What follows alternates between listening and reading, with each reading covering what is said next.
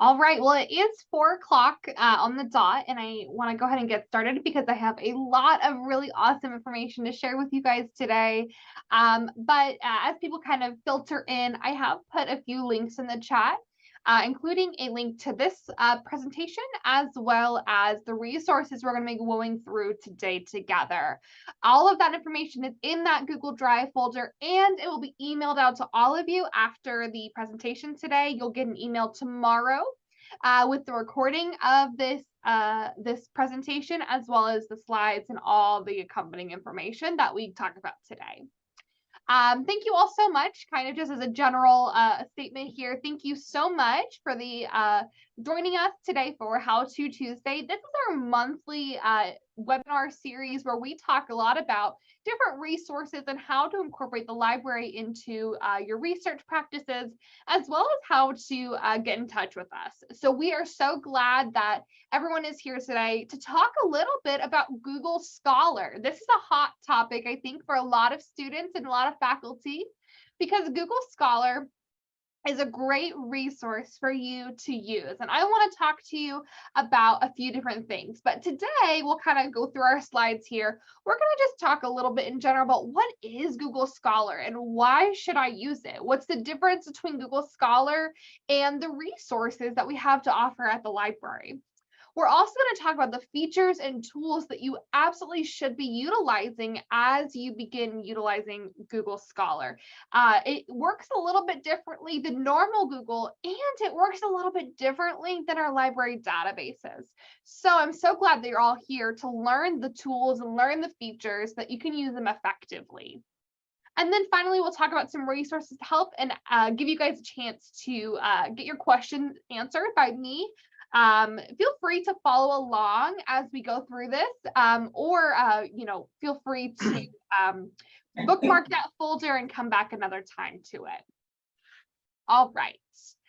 We'll go ahead and kind of jump in. To start, I kind of want to just see where is everyone at? So I'm going to launch a Google Scholar poll here. And I just want you to tell me, have you ever used Google Scholar before? Have you used it pretty successfully? You're like super in-depth, you know, all the nooks and crannies, or maybe you have used it before, but you're not quite sure how you can make Google Scholar like really work for you, and why we might want to use it. So it looks like we have quite a few that have said yes, but you want to learn more, which is awesome. You're in the right place for sure. And then some of you guys have never used Google Scholar, so that's really good to know. Again, Google Scholar is a great resource, but it's one of those things where if you don't learn how to use it, it can sometimes be frustrating and sometimes be a little bit confusing for students and faculty alike as they begin to start to do that. So thanks for answering that poll to get, you know, kind of an overview of how people are doing here. I think I shared the results with you guys, so you can kind of see we have about 50-50 split here. So kind of fun. All right, so we're going to go ahead and jump in to our workshop. And really the main question I get is, what is Google Scholar? Why is it different than Google? And why should we use it? So Google Scholar is a really similar to our library databases in that it searches journal articles and conference papers and theses and dissertations and academic books and prints and abstracts and all kinds of really good stuff, similar to our library databases. But it's different from Google in that it doesn't search the full web for websites and different things like that. And it's also different than our library databases, because our library databases show journals, right? We subscribe to certain databases which provide access to journals. And inside of those journals, we have just, the normal articles from each journal. But Google Scholar is a little bit different because it's going to bring in some different kinds of resources, and it really looks at just the article itself rather than saying, oh, there's all of these journals and here's what's inside each of them. So again, this is a really great option to look through some more interesting types of resources, such as things from academic publishers and university repositories. These are indexed really well, or they're listed really well on Google Scholar. There's also our standard scholarly articles that are available across the web that are kind of free and open access. Those are indexed really well as well. It also has, court opinions and patents. So if that's something you're interested in, this would be a really great resource for you as well. So that's kind of the reason we would want to look at Google Scholar. We would kind of be interested in seeing how it differs from, our traditional library resources. So let's go ahead and take a jump and look at all the different resources and features that Google Scholar has. There's three really key ones that I kind of want to talk through, and then we'll jump into Google Scholar and we will actually look at how we implement those practically within the actual platform. The first is our library integration. So something that's really cool about Google Scholar is when you look at all of the web, Google Scholar is going to pull everything that's related to your search. However, you might not have access to all of those. It might be pulling articles or resources that you don't have access to if you're just looking on Google Scholar alone. But as you know, the Park Library subscribes to lots and lots of databases and resources, and we provide those to you for free. So if you have your library integration installed into Google Scholar, you can see what listings we have, and that way you find it on Google Scholar and you can be transferred to our website, so you don't have to pay for the article. There's also a lot of ways to engage smarter searching techniques on our search results. I think it's a big misconception for students that they think that Google Scholar is somehow like easier than using library databases, when it's really just different, right? They use different conventions. They use a few different syntax or tactics to find and narrow your results. The same thing that we do in the library databases. But this, again, the real reason you should be using Google Scholar is to find open access and digital resources that you might not have access to in a library website, rather than saying, oh, I think Google Scholar will be easier, because I think that that's a fallacy. It's not always easier, but I will give you the tools and the techniques today to learn how to utilize Google Scholar more effectively. And then something else cool about Google Scholar is you can actually create alerts, and we're going to go through that. But how do I, know if I'm researching a topic or I just want to learn more about it? How do I know when new research has been published about it? Well, you can create an alert, and that alert will send you notifications when new research has been published about your topic. And this is a great way to stay on top of current literature or current articles that are coming out constantly about your topic.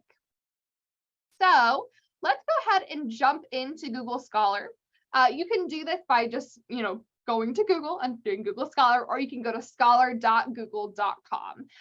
Either of those will work well for this. And as we think about Google Scholar, the very first thing I want you guys to do as you begin to think about how am I going to use Google Scholar, what does that look like? I want you guys to go over to this 3-menu bar over here. It looks kind of like a hamburger, right? And from there, I want you to go down to the settings. This should be your very first step. Because if you go over here to the list of settings where it says search results, languages, and library links, if you click on the one that says library links, that is how you can add the integration to the Park University Library so that you can see what kind of results we have to access for free. So all you have to do here, it's so easy. All you have to do is search for Park University and press the search bar. And it's going to pull up all the different libraries that have Park University within them. And you'll see we're this third one right here, Park University Library. I'm going to check that box. And then all I have to do is press save, right? Once I've pressed save, it'll bring me back to my Google Scholar search bar, and I can begin searching. So if I just wanted to do a practice search here, let's say that I am doing a report on Elizabeth Holmes. She was a founder of a biotech company that was a fraudulent company, okay? So if I started searching for her, and I press search here, you'll see that now on this left hand or on the right hand side, it has Park University Library. And that means that we have access to that resource through the library. That's a really great perk, because sometimes, if you can see this one right here, There's no link to it. That means we might not have it. And if I clicked on this, I would be brought to the vendor or the publisher's website. And unfortunately, it would say, sorry, you have to pay for this. So we want to try and get you as many resources for free as possible. And when you see this Park University library link right here, that means that we have access to it and we can get it for you through our databases. And when I click on that, it's going to push me through to our library website. As you can see, this text is in JSTOR. It's going to go through our library authentication and bring me eventually to JSTOR. And I'll be able to read that article right away from here. And again, that is a resource that's provided for us by the library, our Park University library. So integrating that is a really key feature that I want you guys to remember as you begin searching with Google Scholar. It's going to make your searches much less frustrating if you can do that. The other thing that will make your searches less frustrating, kind of streamline your searching here, is if we go to Google Scholar and we can actually do an advanced search. So like you saw, I just searched for Elizabeth Holmes here, but you'll see that I'm kind of getting all kinds of random results, including this author, right? There is an author named Elizabeth Holmes who is not the Elizabeth Holmes that I am looking for. So that's not really helpful, right? All the articles are being pulled for this author who is not who I'm looking for. So what I can do here is actually go into Google Scholar and go to my advanced search. Again, I just clicked on that little hamburger icon, that menu bar that has the 3 lines, and go down to advanced search.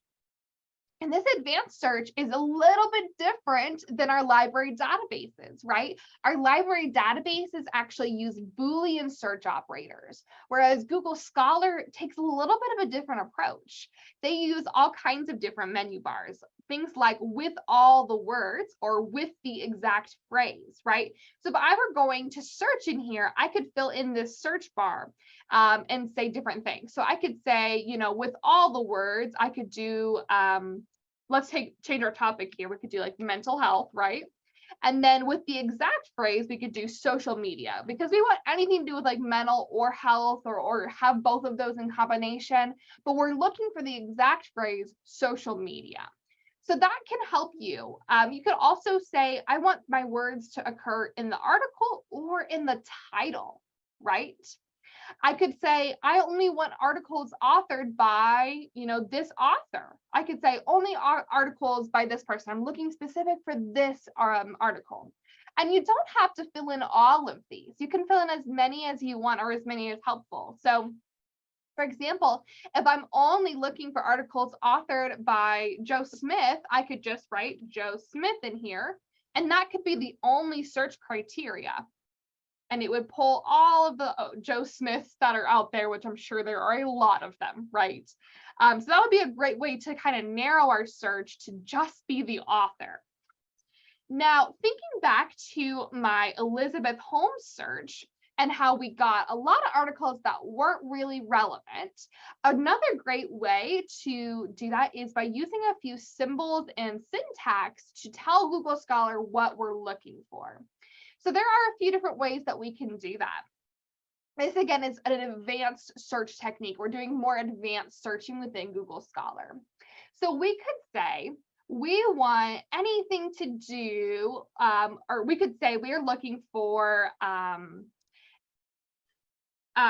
let's do mental health again. So if we go to our mental health search, we could do anything with mental health, but not anything with like physical health. Let's say that's our topic. We could use this operator of a dash or like a hyphen here to exclude something from our search. So if we did that dash, we could do physical, and then that dash again will tell Google Scholar we're looking for anything to do with mental health, but nothing to do with physical health, right? So if I did that, it's going to exclude anything with physical. And again, that's our little dashes here, or a hyphen, if you will. I could also use another symbol. If I did, let's do mental health. and let's do teenagers. Okay, let's say I'm looking for anything to do with mental health and like youth or teenagers or adolescents or children or things like that. If I use this little symbol that is I don't actually know the official term. So someone, if you know it, put it in the chat or shout it out, but it's the squiggle. I don't know what the term is, but you know, like the little squiggle thing that is above the tab button on your keyboard here. That is going to tell our Google Scholar engine that this means we are looking for anything that is a synonym for teenager, right? How cool is that? That little squiggle will tell the database or tell Google Scholar that we're looking for synonyms for that word. So it could be teenager, it could be teen, it could be adolescent, it could be youth. Anything like that is going to pull those. So if we click search again here, you'll see that there's lots of different results, and it might be pulling things from other terms that are related or a synonym for teenagers. I could also, again, go back to our search and do author, right? I could do, okay, this is going to be, let's see. I want to do any article that's written by Joe Smith and do it like that. So I could do it in my advanced search, or I could write author with like a little 2 dots and then do the author's name. And again, that would return any results that are written by Joe Smith. But something that I could also do in the case of my Elizabeth Holmes predicament where I got the author, I could do Elizabeth Holmes. And I could combine my operator that excluded things, so like the little hyphen there, and I could do minus or the hyphen, and then I could do author Elizabeth Holmes. So this would tell the database that we're looking for anything to do with Elizabeth Holmes as a subject, rather than looking for something written by someone named Elizabeth Holmes. So that's a really great way that we can combine them. Again, if we're looking for the author, we just put author in brackets like that with their name. But we're also combining that dash or that subtraction symbol to say we're looking not for that. We're looking for anything but that. So it's a great way that we can combine these. And all of these operators or syntax are listed on a resource that I have given you. So don't feel like you have to write everything down and remember everything today. I'm just kind of showing you how we do this practically, right? How to put this in action. So if I did that, I would be able to find resources like that. Oops. Sorry, you guys, I messed up the syntax a little bit. We have to put all of it in arc bracket. So that's a great way that we can explore searching, explore Google Scholar. There's a lot of really fun ways that we can continue to explore and continue to utilize Google Scholar and try out different topics and things like that. There are some things that I also want to show you that are built into Google Scholar. So if I did, again, our search of Elizabeth Holmes, and let's add in Theranos, which was her company. I could find lots of different resources, but let's say that I just want to go through and find resources and I want to read them later, okay? The way that we can do that is by actually saving them to our library on Google Scholar. And a great way to do that is by clicking this save button that's right underneath the article, right? So we want to read this one. We can press the save button, and this will add a label to it. I could add it to my reading list. I could add it to any of these labels that I have created. I created one for my EN 106 class, and I created one that said read or to be read or things like that.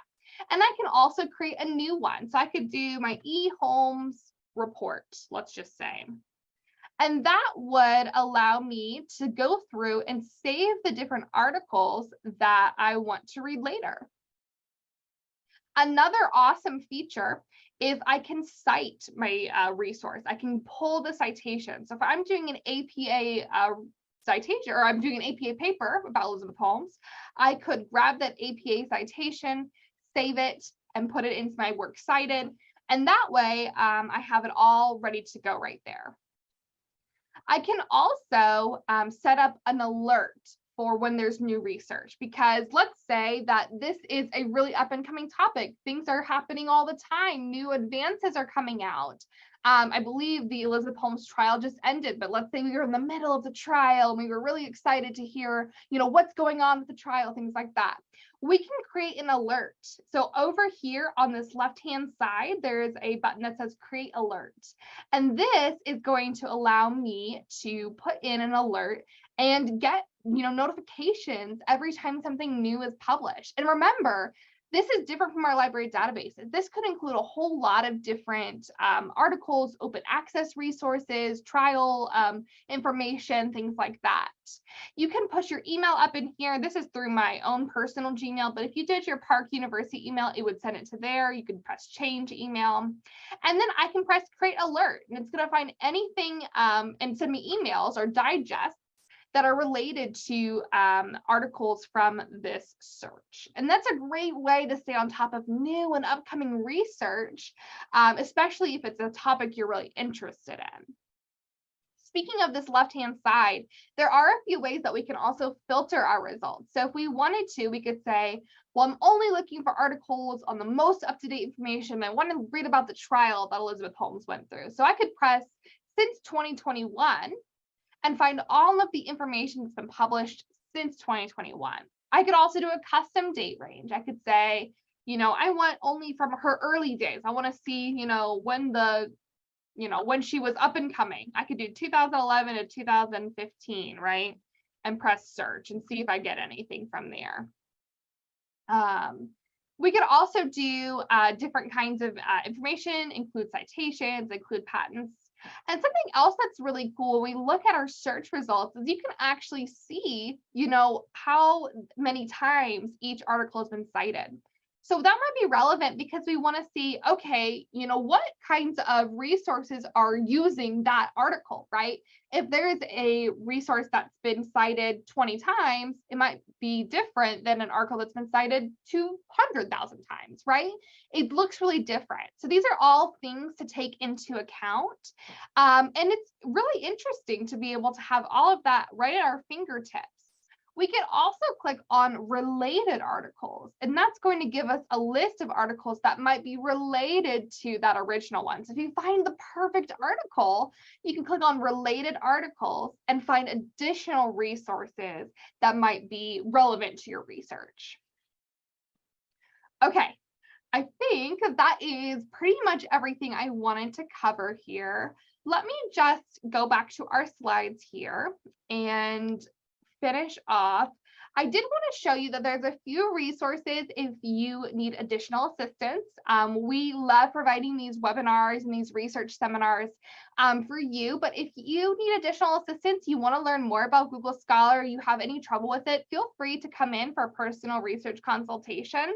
I do those as well as our library director, Danielle, does those, and we would love to meet with you. You can schedule that on our homepage, library.park.edu, and you can schedule directly on our calendar. I also want to show you our library guide. So under that Google Drive folder, which I will put that link in the chat again, but you'll get it in your email as well. We actually have a full guide on our library website that is about Google Scholar. And this has everything that I have covered today, including, what does Google Scholar find? What doesn't it find? What are the pros and cons of using it? There's also information about how to link it to our Park University library, and it will, give you direct examples and screenshots of how to get there. It will also give you some basic searching tips and our more, advanced search tips. So how to sort through our results list, how to save your results to your library and look at the citations and things like that. And of course, there is advanced search tips on here. So all the things that I've been over today, how to search through the advanced search, how to use that phraseology and that syntax, all of that is in here as well. So don't feel like if you didn't catch it the first time, there's no way to learn about it, because we have all of it listed here for your benefit. We also have a video from Faculty Resources about how to connect your Google Scholar account with the Park Library, as well as how to post your articles that you've written if you're a faculty member onto Google Scholar for that to be found. And then one thing I get a lot of questions about when I think about Google Scholar is, well, why would I use this? Why would it be any different than, using a library website, especially if I get a paywall when I'm trying to find articles? And the one thing I would say is, when you're doing a literature review, whether you're a student or you're a faculty member, the goal of our literature review is to find the full scope of the literature out there that is surrounding your topic, right? You want to go out and you want to find the articles that are being talked about. You want to see what the scholarly conversation is happening around your topic. That's a really important part of your literature review. And sometimes if you use the library exclusively, you might not see that full scope because we're only showing you the ones that we have access to.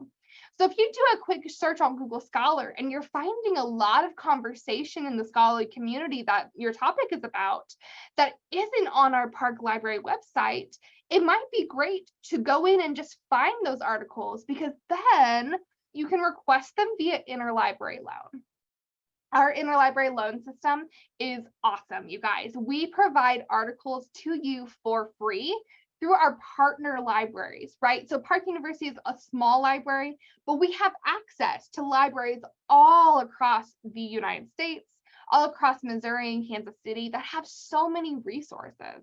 So if I found, for example, this article and it gave me a paywall, let's say I couldn't see it, what I can do is I can grab that citation and go to our resources on Google Scholar, go to interlibrary loan and request that journal article. And that way you can still find the resources on Google Scholar, and then we can send you the full text right away. Will take maybe 1 to 3-ish days.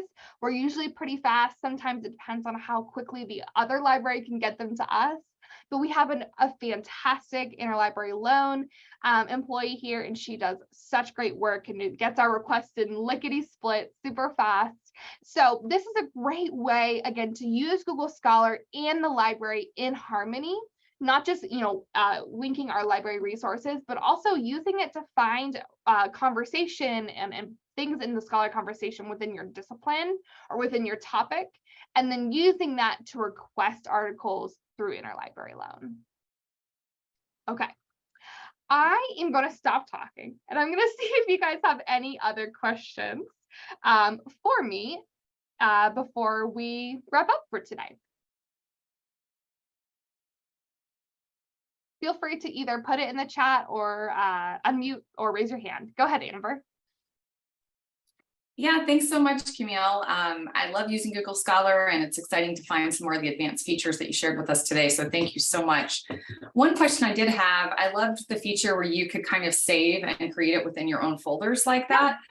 Is there a way to link that to, like, let's say Mendeley or Zotero or some of your other kind of repositories for that type of work as well, or not? Yeah, that's a really great question. Let's get out of this and go back into our Google Scholar here. So once you've done and you've saved the articles that you want to go back to your library, the way that you view those is actually by going back to our 3-dash menu, hamburger menu, and you go into My Library. And you'll see here, you have all of the resources that you've saved overall. You can filter by going to your reading list or your reports or your labels or filters that you've created. So let's say I wanted to look at this one. And the thing that you can do here is you can actually export them. There's 4 different file types, and you can then import them into Mendeley or Zotero or whatever if it supports this file type. I think BibTeX is LaTeX, and I'm not sure what all of these other ones look like. I haven't played around with it that much, but it is possible if you can export it and then put it into one of those. All right, fantastic. Thanks so Yeah. much. That's a great question. Any other questions?